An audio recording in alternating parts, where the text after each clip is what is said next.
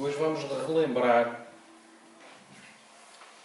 que é aquilo que nós iremos fazer sempre no decorrer das nossas vidas, é relembrar aqueles que nós, todos que somos aprendizes de Espírita, que é relembrar o Evangelho.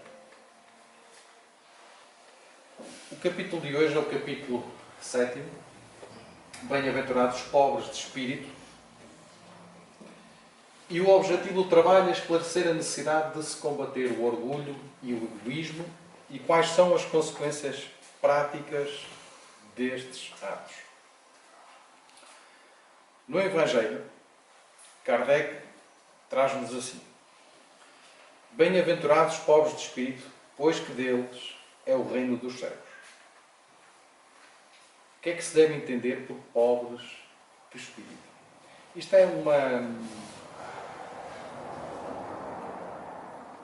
Nós às vezes damos esse exemplo quando discutimos com alguém. Diz, tu és um pobre de espírito. Mas não sabemos bem qual é a verdadeira acessão da palavra pobres de espírito. Então, pobres de espírito são todos aqueles que não querem ser o centro das atenções, que não buscam só o seu destaque individual, mas que trabalham para um todo, mesmo que isso venha a prejudicar a sua própria vida. Os pobres de espírito são todos aqueles que buscam o conhecimento, a riqueza interior, deixando as aparências exteriores em segundo plano. São todos aqueles que cultivam a humildade e a caridade, e é por isso que o reino dos céus será delas. Cultivar a humildade e a caridade é aquilo que o Evangelho nos vai convidando em todos os capítulos, como sendo a verdadeira máxima ou a regra a seguir para o nosso melhoramento. Mas será que nós sabemos exatamente o que é que quer dizer humildade? Nós sabemos o que é que a palavra humildade nos traz? No dicionário, o significado de humildade diz-nos que a qualidade de humilde é a capacidade de reconhecer os próprios erros, defeitos ou limitações. Modéstia, que é o contrário da altivez, arrogância e o orgulho. E logo aqui no dicionário nós percebemos facilmente e rapidamente que estamos ainda longe, porque será que nós conseguimos reconhecer os nossos próprios erros? Será que nós temos já essa capacidade de reconhecer os erros que cometemos ao longo do dia e ao longo das nossas vidas? A humildade é a qualidade de quem age com simplicidade. Uma característica das pessoas que sabem assumir as suas responsabilidades sem arrogância, prepotência ou soberba. Mais uma vez, aqui, nós nos apercebemos o quão longe ainda estamos da perfeição. Em teoria, a humildade é tida como uma qualidade bastante positiva e benéfica, onde ninguém é pior ou melhor do que os outros, estando todos no mesmo nível de dignidade, de cordialidade, de respeito, de simplicidade e de honestidade. A humildade é um sentimento de extrema importância, porque faz a pessoa reconhecer as suas próprias limitações com modéstia e ausência do orgulho. Isto tudo está contido no dicionário, está online e nós podemos consultar. Que não deixa de ser aquilo que nós aprendemos na doutrina espírita. Do aprender ao colocar em prática, essa é a distância. Essa é a dificuldade. Remetendo-nos ao Evangelho, dizendo que o reino dos céus é dos simples, quis Jesus significar que a ninguém é concedida a entrada nesse reino sem a simplicidade do coração e humildade do espírito. Que o ignorante possuidor dessas qualidades será preferido ao sábio que mais crê em si do que em Deus.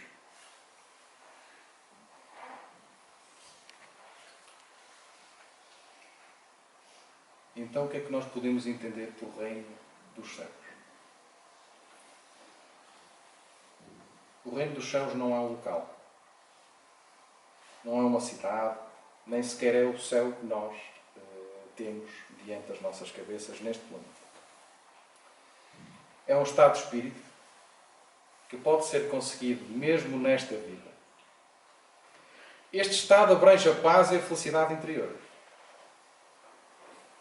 alcançados com a aplicação dos ensinos de Jesus no nosso dia-a-dia e com o aprendizado contínuo. Isto só é possível quando nós formos capazes de nos tornar humildes.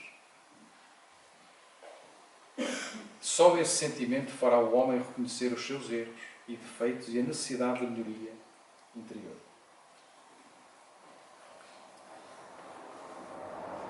Se nos estiver a ouvir bem aí embaixo, digam por favor, está bem? Kardec traz-nos ainda, em todas as circunstâncias, Jesus põe sempre a humildade na categoria das virtudes que aproximam de Deus. E o orgulho entre os vícios que dele afastam a criatura. E isso por uma razão muito natural. É de ser a humildade um ato de submissão a Deus, ao passo que o orgulho é a revolta contra Ele.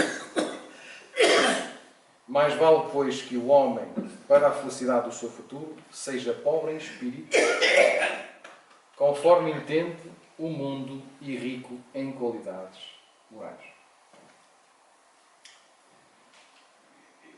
Nós estamos a falar disto tudo de humildade, estamos a falar dos pobres de espírito. E porque faltou aqui um slide, existe uma passagem em que Jesus diz que bem-aventurados os pobres de espíritos, porque deles será o reino dos céus. Os pobres de espírito somos todos nós. São todos aqueles que têm trabalho pela frente. São todos aqueles que têm degraus a subir, têm defeitos a combater, têm erros. E o primeiro passo para se tornar humilde é admitir esses erros, reconhecer esses erros, que nós estávamos a falar ainda agora. E é por isso que é belo falar do Evangelho. E é preciso, é necessário que nós falemos constantemente e que vamos repetindo todas estas lições. Porque, na realidade, quando me foi feito o convite para falar do Evangelho, a primeira reação que temos, para além da dificuldade, porque é difícil falar do Evangelho, é que aquilo dói. Conforme nós vamos lendo, nós vamos nos apercebendo que estamos muito longe, que estamos muito errados, que aquilo que nós achamos que somos humildes, não somos. Estamos muito longe disso. Continuamos a ser orgulhosos, continuamos a ser vaidosos em pequenas coisas materiais. Não que a matéria não seja necessária, porque senão nós não conseguiríamos sobreviver na vida, mas porque damos demasiada importância a coisas que não têm importância nenhuma. E os problemas começam exatamente por aí. O problema só é, ou tem a dimensão que nós lhe damos. Regressando ao Evangelho, e agora com o slide correto, diz-nos ainda que aquele que se eleva será rebaixado. E aqui é logo um ensinamento para que nós nos coloquemos lá no fundo, lá em baixo. Porque é dali que nós temos que partir. Não há atalhos. Todos vão passar por aquilo que têm que passar na hora que têm que passar. Por essa ocasião, os discípulos se aproximaram de Jesus e lhe perguntaram: quem é o maior no reino dos céus? Jesus, chamando assim um menino, o colocou no meio deles e respondeu: digo-vos em verdade que se não vos converterdes e tornardes quais crianças, não entrareis no reino dos céus. Aquele, portanto, que se humilhar e se tornar pequeno como esta criança, será o maior no reino dos céus. E aquele que recebe o meu nome a uma criança, tal como acabo de dizer, é a mim que recebe. Então vamos pensar um bocadinho.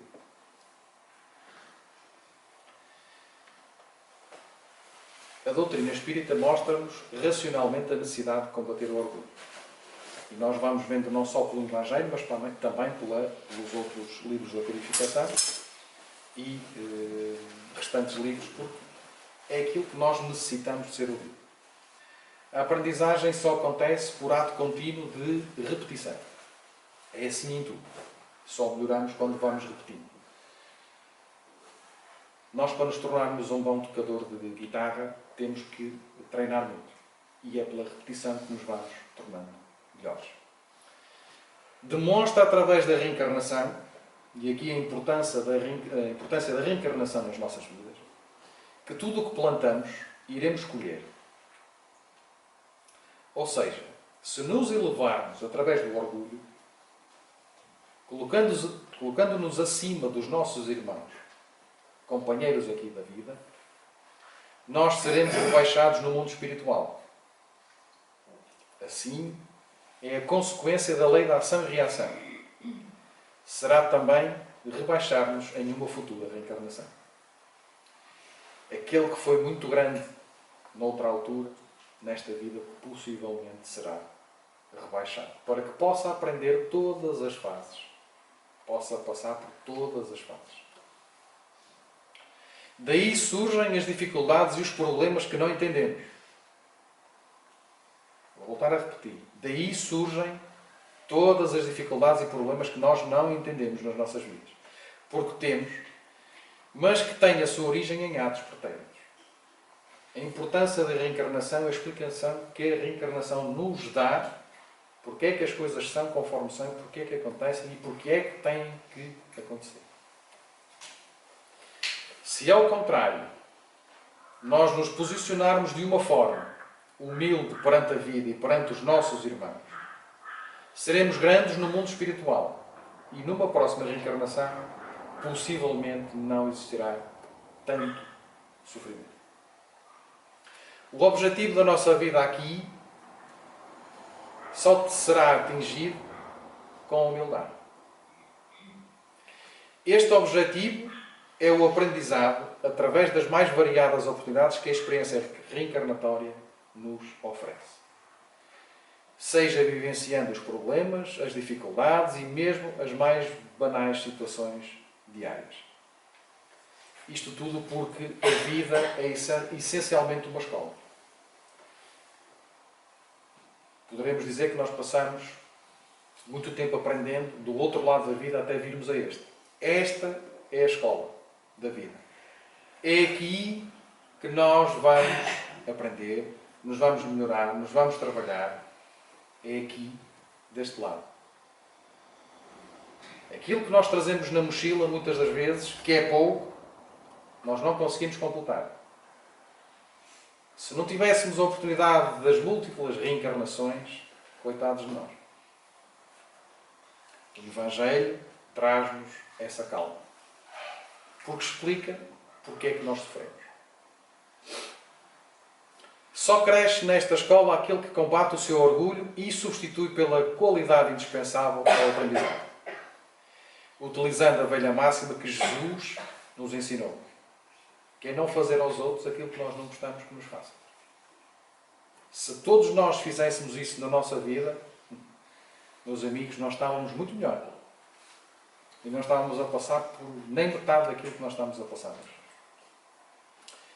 Isso ajudará o nosso espírito nesta vida, ao contrário do orgulho, que nós sabemos que é o travão da nossa marcha, que nos cristaliza o nosso ego na teimosia e na falsa grandeza, trazendo-nos cedo ou tarde o sofrimento.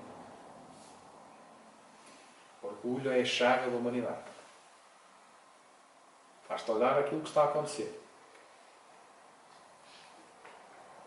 Estamos perante um cenário de guerra. Países que não se entendam porquê.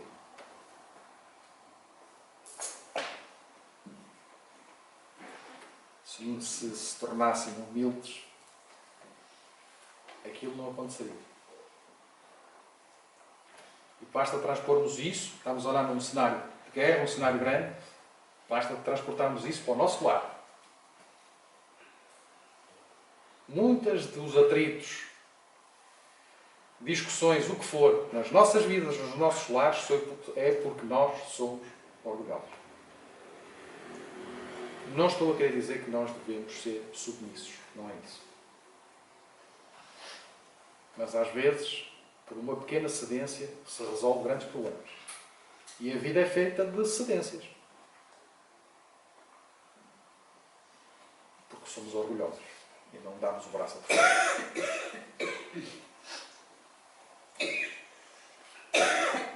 No Evangelho diz-nos ainda que o Espiritismo sanciona pelo exemplo a teoria, mostrando-nos na posição de grandes no mundo dos espíritos os que eram pequenos na Terra.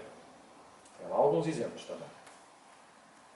Tem lá o exemplo de uma rainha que, quando parte, descobre que não era nada. Muitos daquelas que ela via como sendo pequenas pessoas eram muito mais do que ela, do outro lado da vida.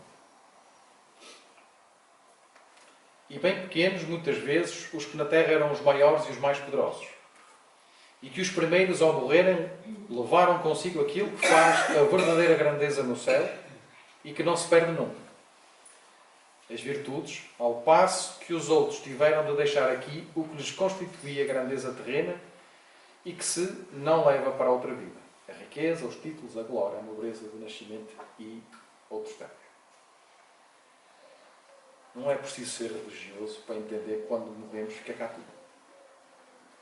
Nem tem nenhuma religião específica. Nós partimos e o que é de cá fica cá.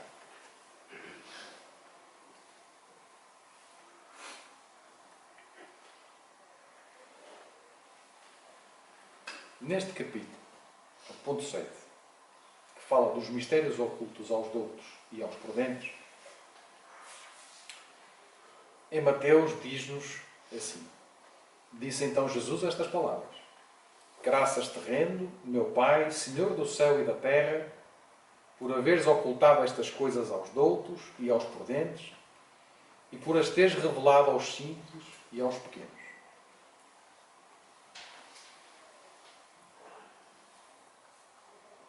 Kardec diz-nos que pode parecer singular que Jesus renda graças a Deus por haver revelado as coisas aos simples e aos pequenos, que são os pobres de espírito, e por as ter ocultado aos doutos e aos prudentes, mais aptos na aparência a compreendê-las. É que cumpre se entenda que os primeiros são os humildes, são os que se humilham diante de Deus e não se consideram superiores a toda a gente. Os segundos são os orgulhosos, envaidecidos do seu saber mundano, os quais se julgam prudentes porque negam e tratam a Deus de igual para igual, quando não se recusam a admiti-lo, porquanto, na antiguidade, douto era sinónimo de sábio. Por isso é que Deus lhes deixa a pesquisa dos segredos da terra e revela-os do céu aos simples e aos humildes que diante dele se postram. Então vamos destrinçar um pouco isto para que torne compreensível aos nossos ouvidos. Então, nesta passagem, Jesus dá graças ao Pai porque Ele escondeu os conhecimentos espirituais dos que se julgam sábios e prudentes e os revelou aos simples e pequeninos. E porquê é que Jesus faz isso? Sábio naquela altura tinha a conotação de sabichão. E vocês vão já perceber porque é que a conotação é sabichão. Ligado mais ao orgulho de se possuir um certo conhecimento intelectual, mas que não era necessariamente uma verdadeira sabedoria. Eram aqueles que tinham mais ou menos a ideia. Só tomamos posse do conhecimento intelectual quando nos posicionamos com humildade perante a vida e as leis que a regem. Só assim iremos transformar em sabedoria a informação intelectual que temos. Por isso a necessidade do estudo, a importância do estudo, da leitura, porque espiritismo não é só vir aqui e dar uma palestra. Espiritismo também é aprendizagem, é saber, é ler, é cultura. Lembremos que não adianta nada estudarmos a codificação, nem os Evangelhos, se depois não aplicarmos nada daquilo que o Evangelho nos traz nas nossas vidas. Todos nós, nenhum de nós aqui é perfeito.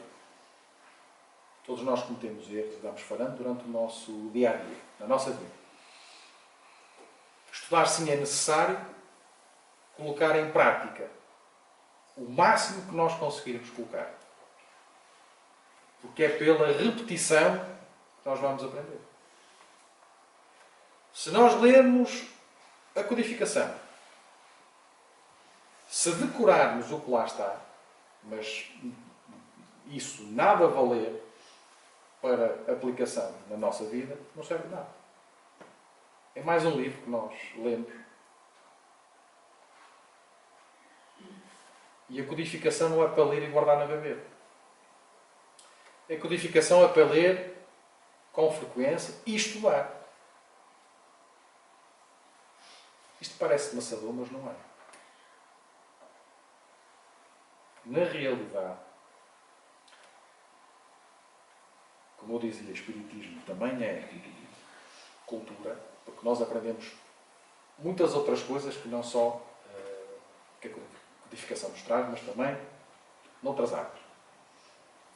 Os amigos do outro lado vão trazendo coisas para que nós nos possamos tornar mais cultos. Essa bagagem vai fazer com que nós possamos, numa outra vida, melhorar. Com humildade, deixando para trás o orgulho.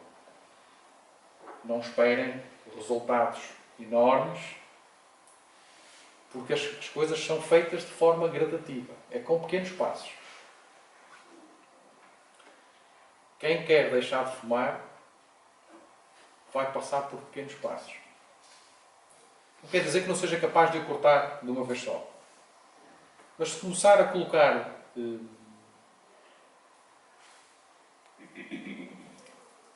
pontos, por exemplo, para que vocês possam perceber, o café poderá ser um sinónimo de tabaco, não é? Quem fuma, não é o meu caso, felizmente eu consegui combater esse vício, mas é algo que nos leva a pensar em. Então nós temos que ir cortando pela raiz determinadas coisas para que não nos leve a outros pontos.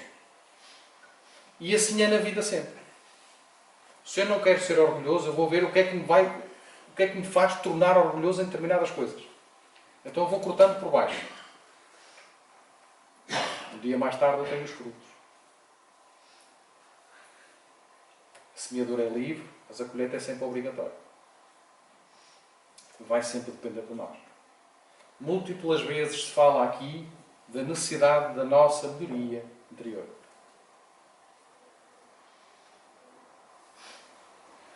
E isso é a nossa função enquanto aprendizes de Espírito. É melhorarmos. A nossa visão com relação à vida que nos rodeia deve ser reavaliada. E para isto precisamos de cultivar dentro de nós a humildade e a fé racional. Não esqueçamos que o Espiritismo é fé racional.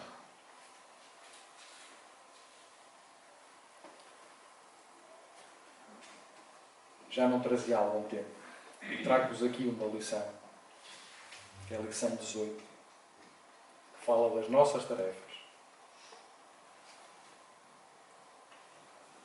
E diz assim: não ambicioneis coisas altas, mas acomodai-vos às humildes. Paulo aos Romanos 12, 16. Não ambicioneis coisas altas, mas acomodai-vos às humildes. Recomenda o apóstolo sensatamente. Muitos aprendizes do Evangelho almejam as grandes realizações de um dia para o outro. A coroa da santidade, o poder da cura, a glória do conhecimento superior, as edificações de grande alcance. Entretanto, aspirar só por si não basta à realização. Tudo nos círculos da natureza obedece ao espírito de sequência. A árvore vitoriosa na colheita passa pela condição do arbusto frágil. A catarata que move poderosas turbinas é um conjunto de fios de água no nascedor. Imponente é o projeto para a construção de uma casa nobre, no entanto é indispensável o serviço da picareta e da pá, do tijolo e da pedra, para que a arte e o reconforto se exprimam. Abracemos os deveres humildes com devoção ao nosso ideal de progresso e triunfo. Por mais árdua e mais simples a nossa obrigação, atendámo-la com amor. A palavra de Paulo é sábia e justa, porque escalando com firmeza as faixas inferiores do monte, com facilidade lhe conquistamos o cimo e, aceitando de boa vontade as tarefas pequeninas, as grandes tarefas virão espontaneamente ao nosso encontro. E esta lição resume aquilo que nós estávamos a falar. É da fonte viva. É Emmanuel que nos traz, psicografado pelo nosso caríssimo amigo Chico Xavier. E é mais uma daquelas lições que nos coloca a pensar nas nossas vidas. E este era o trabalho de hoje. Não sei se querem, então, se têm alguma questão que queiram colocar, aquilo que for possível responder.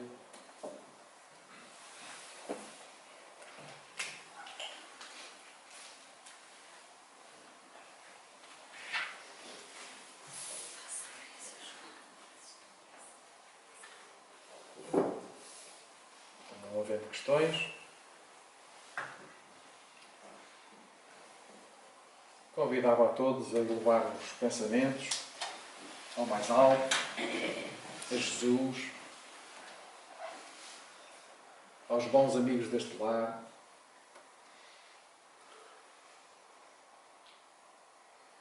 pedindo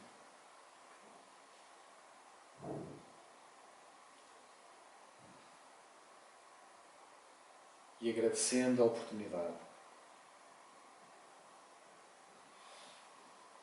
de hoje estarmos aqui reunidos em nome de Jesus, aprendendo mais uma lição, relembrando que nos encontramos todos a caminho, num trabalho de melhoria constante, de ajuda.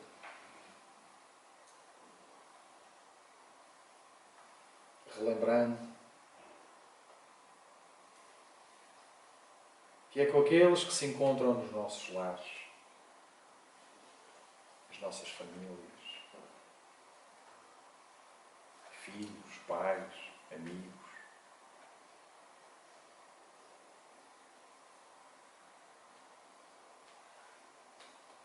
no convívio,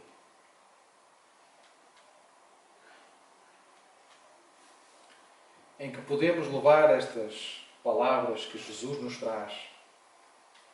Não faças aos outros aquilo que não desejas que te façam. Que essa máxima possa estar sempre em nós. Que ela nos faça crescer e encher os corações. Para que o mal seja debelado. E para que possamos um dia chegar a um mundo de regeneração.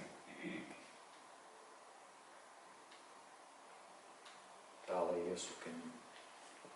Tal é essa a necessidade. E só com a nossa mudança, Senhor, só com essa força, só com a capacidade de nos mudarmos, de nos modificar, seremos capazes de modificar aqueles que nos rodeiam. Sejam casas, países, até mesmo o planeta. Onde o bem possa um dia reinar. E que possamos,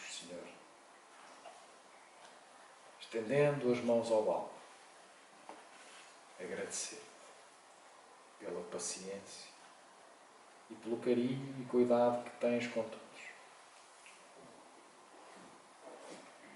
Nunca deixando de descarregar a ovelha. Porque só assim, Senhor, poderemos um dia tornar-nos homens de bem. Obrigado, Mestre, por tudo. Abraça-nos e acompanha-nos até casa.